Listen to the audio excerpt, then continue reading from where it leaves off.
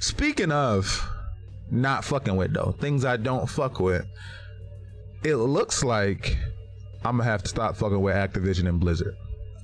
Right?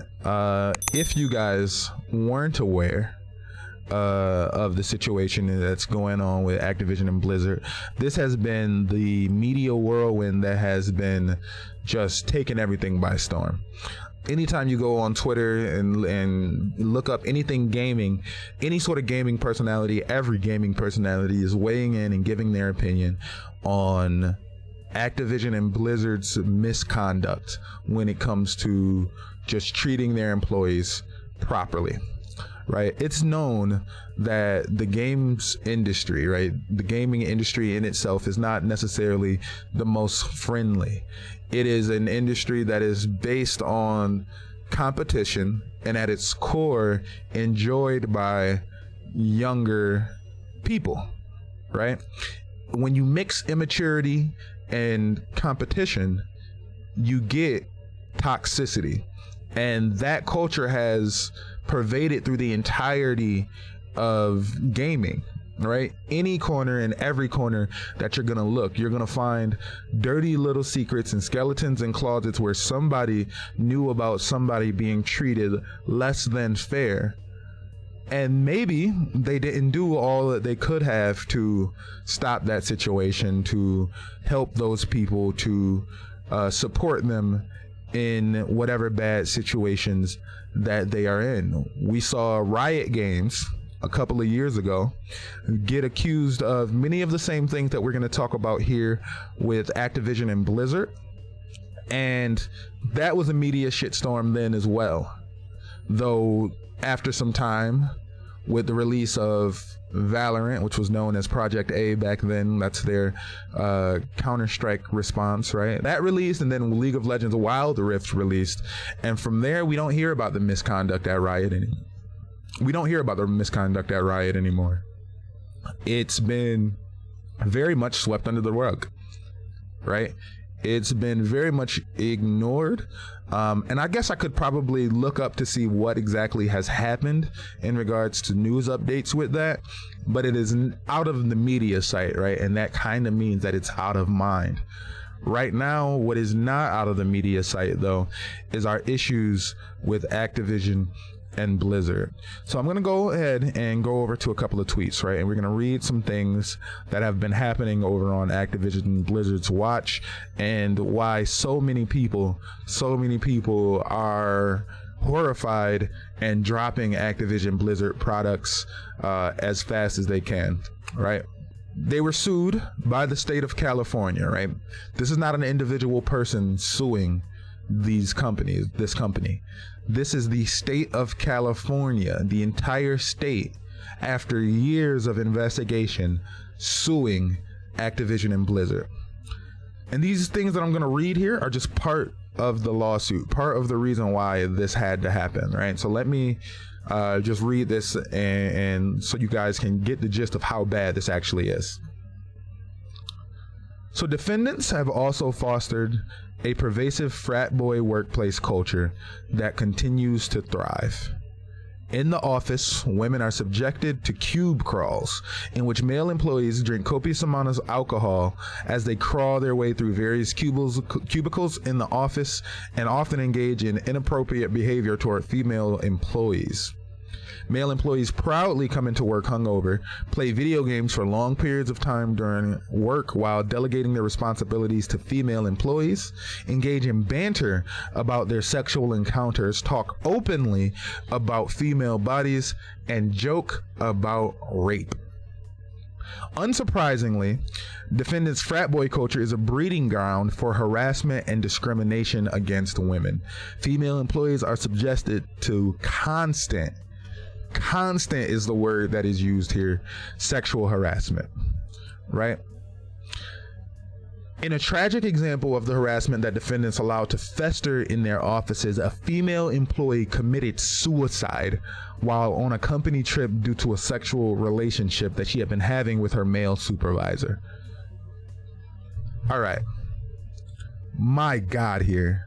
There's so much to unpack there. And we haven't even gone over everything that I want to highlight and talk about, right?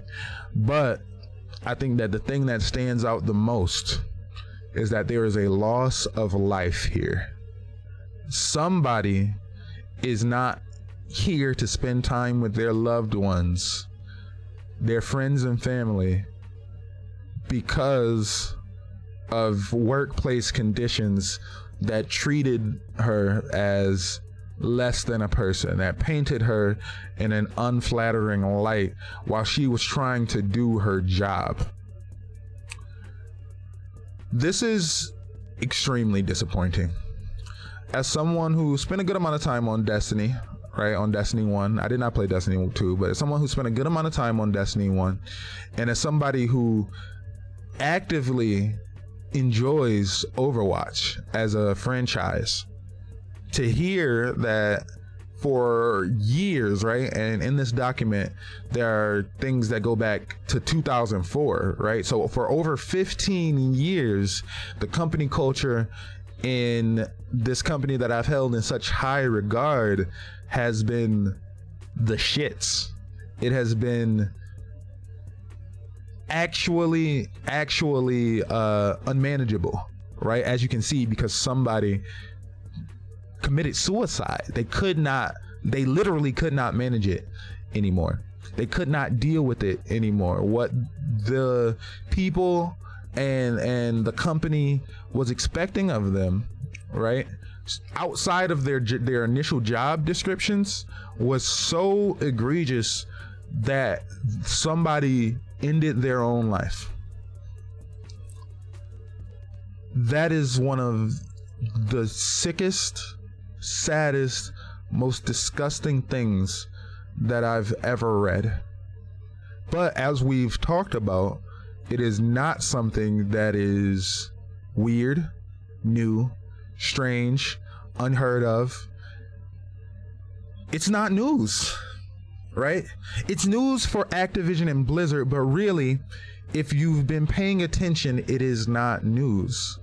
When the story came out about Riot Games treating their employees like this, right? When the story came out about the way that Riot Games would treat their female employees, the way that they would harass women, the way that they literally fart in their faces for a joke, right? When you hear about that, you think to yourself, wow, that I would hope that that's isolated, but you know deep down it is not an isolated incident. Deep down, the same way that we knew when these Riot allegations came out that it is not only Riot Games participating in this sort of bullshit, we know for a fact that it is not only Activision and Blizzard participating in this sort of bullshit, right? This is gaming culture wide. And again, we talked about it. We talked about why this is the case.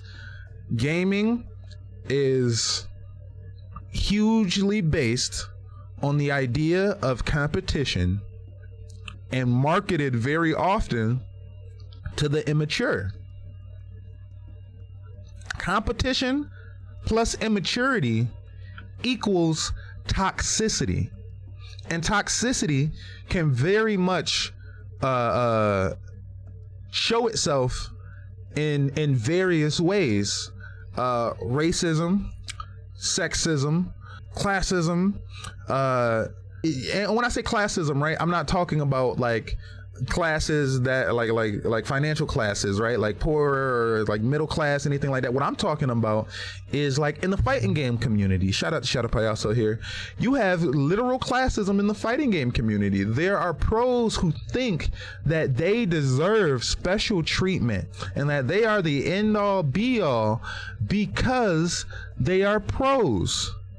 There are pros who think in the shooter community, in the Apex community, that they deserve every bit of attention because they are the best at the game. I'm looking at you, Imperial How, you fucking asshole. You get 18,000 viewers, right? But that's not enough, right?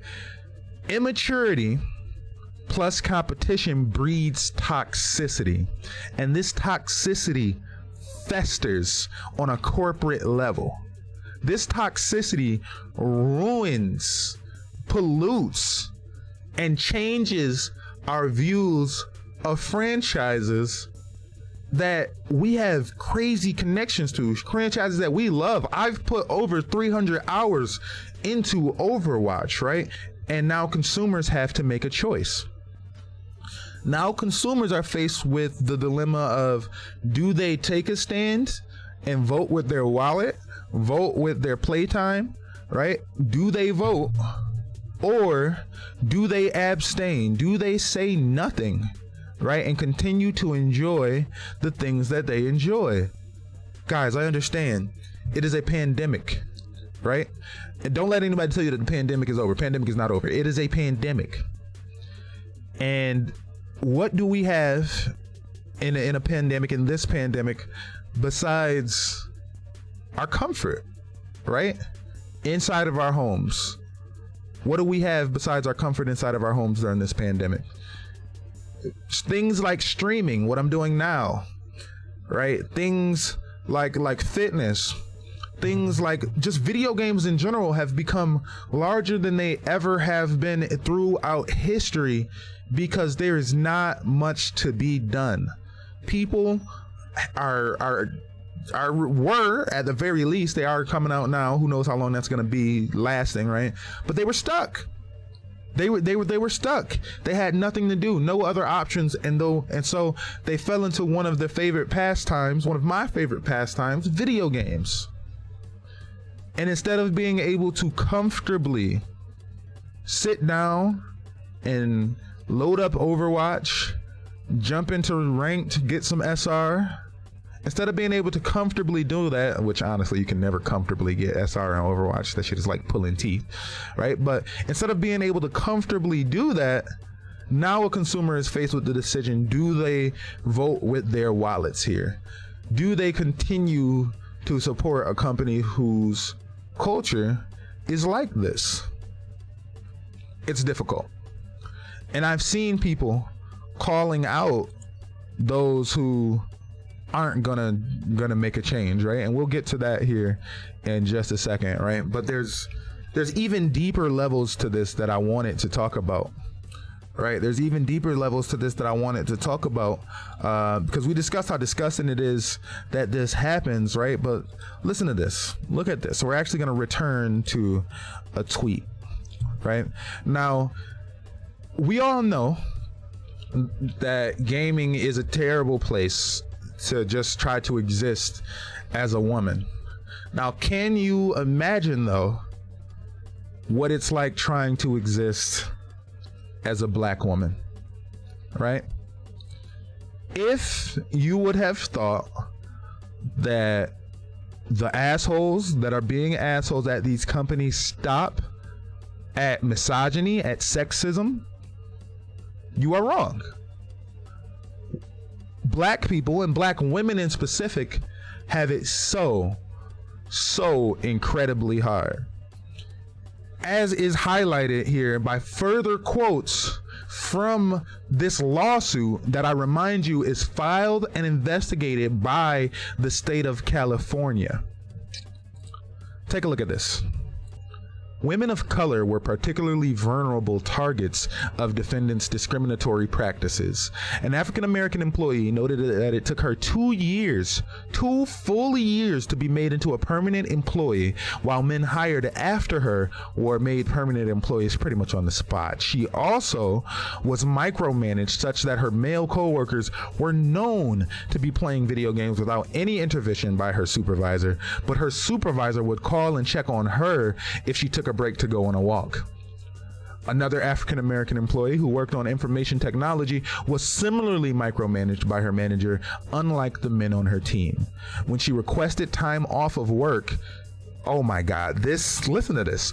When she requested time off of work, her manager made her write a 1-page summary of how she would spend that time off of work when no one else had to do any sort of write-up. He made her write an essay to him.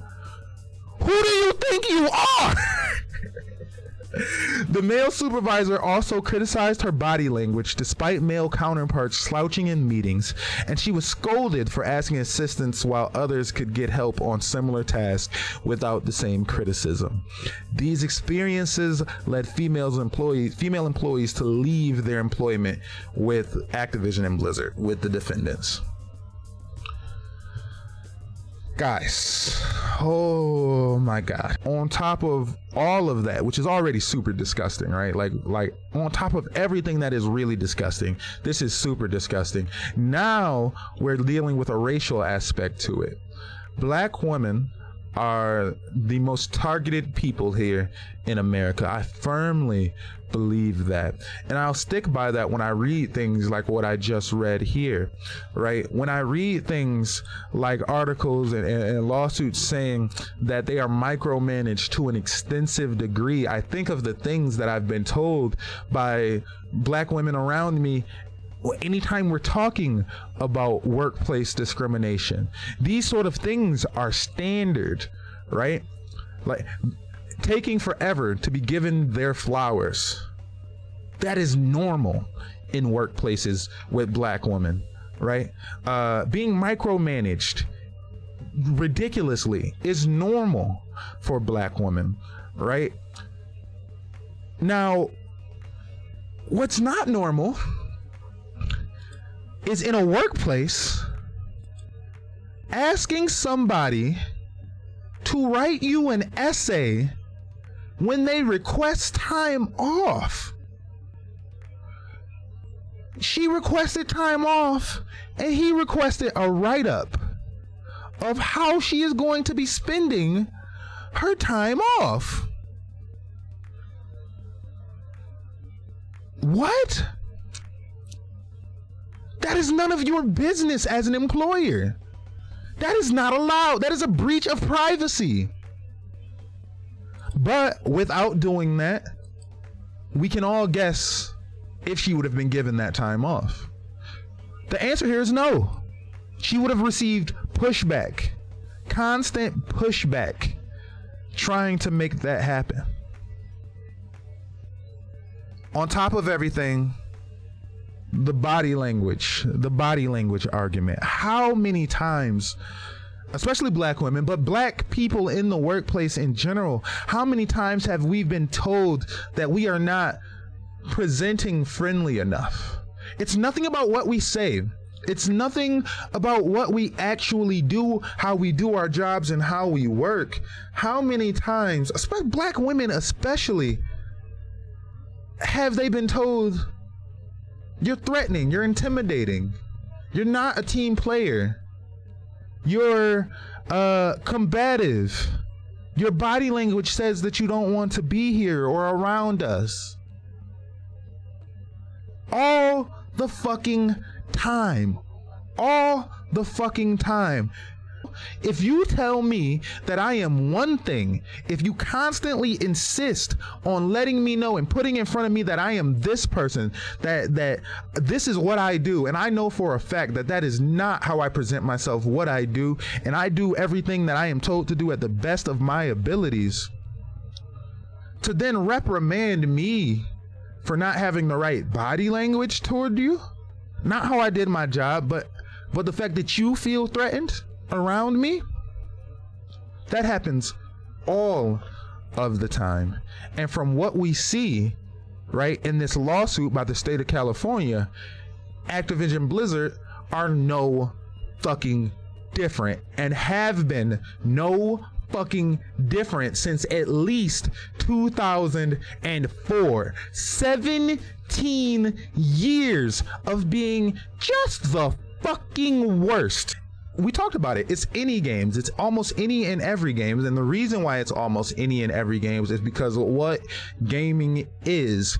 Gaming is the cross section between competition, right, and immaturity.